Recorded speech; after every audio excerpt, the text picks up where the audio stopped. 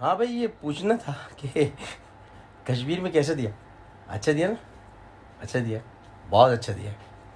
खैबर पख्तूनख्वा से कौमी असम्बली के एक रुकन आज या कल इस्तीफ़ा अरसाल कर देंगे। वो पाकिस्तान तहरीक इंसाफ से नाराज़ होते रहते हैं। वाक़या कि कराची से रुकने कौमी असम्बली जिन्होंने अपनी मेहनत और इमरान खान की मोहब्बत में, अपनी मेहनत में इमरान खान की मोहब्बत में बिलावल भुट्टो जरदारी को शिकस्त दी, उन्होंने भी कौमी असम्बली से मुस्ताफ़ी होने का फ़ैसला कर लिया है।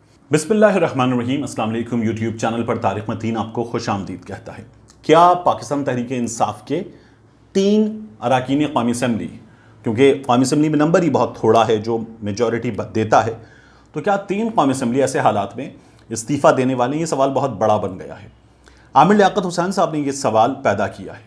आमिर लियाकत हुसैन साहब खुद हमारे सामने है गुज़श्ता कुछ वक्त से कि वो पाकिस्तान तहरीक इंसाफ से नाराज़ होते रहते हैं। तकरीबन साल पहले भी उन्होंने कहा था इस्तीफ़ा दे देंगे, अब ये फिर कह रहे हैं कि इस्तीफ़ा दे रहे हैं। और डॉक्टर साहब ने जो है इस्तीफ़ा देने की इन बातों में तकरीबन डॉक्टर साहब ने अब से कुछ 24 घंटे पहले ये बताया कि कौमी असम्बली से इस्तीफ़ा अरसाल कर दिया है।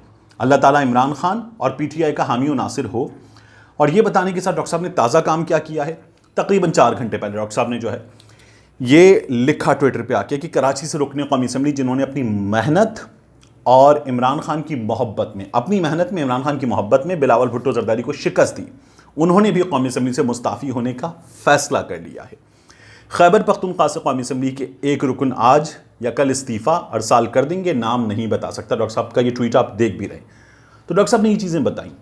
अब ये जो चीज़ें हैं कि डॉक्टर साहब, डॉक्टर आमिर लियाकत हुसैन साहब खुद अपने नाम के साथ डॉक्टर साहब लिखते नहीं, तो इसलिए मैं अभी बार बार डॉक्टर साहब कह रहा हूँ कि अब वो आमिर लियाकत हुसैन लिखते, अब डॉक्टर नहीं लिखते। तो आमिर लियाकत हुसैन साहब ने ये चीज़ें की।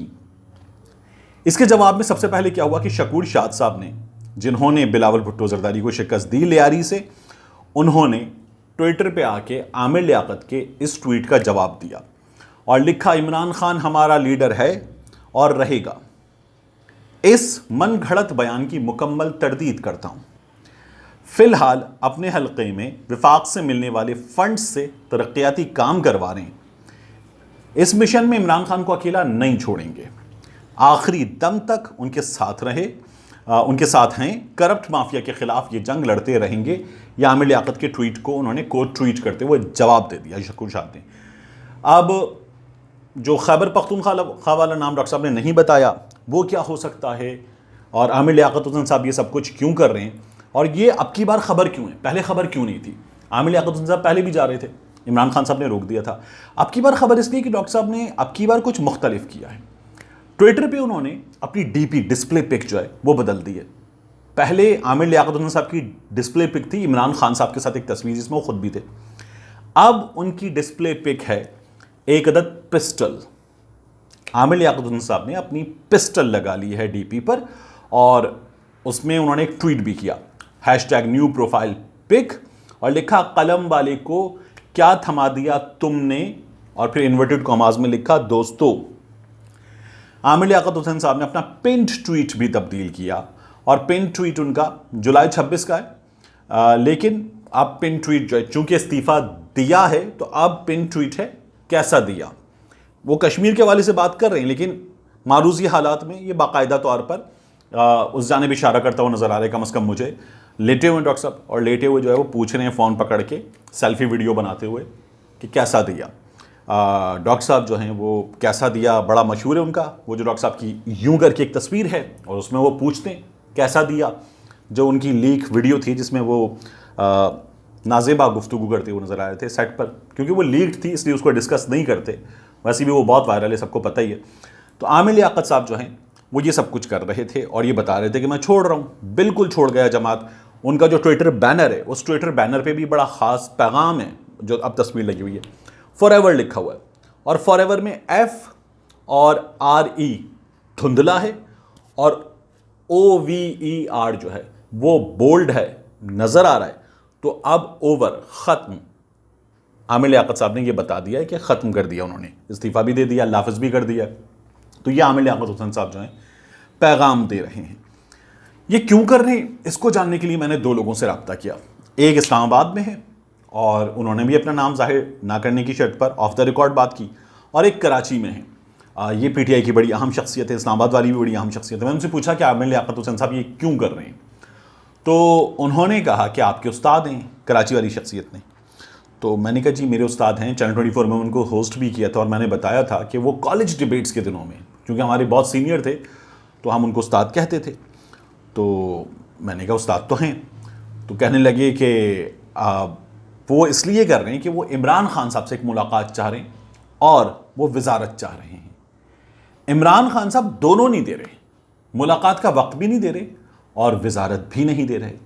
आमिर लियाकत साहब जो हैं वो पूरा जोर लगा चुके, कुछ लोगों से फ़ोन करवा चुके, बात करने की कोशिश खुद भी कर चुके, कुछ लोगों के ज़रिए कहलवा चुके, लेकिन खान साहब उन्हें ना मुलाकात का वक्त दे रहे ना वजारत दे रहे।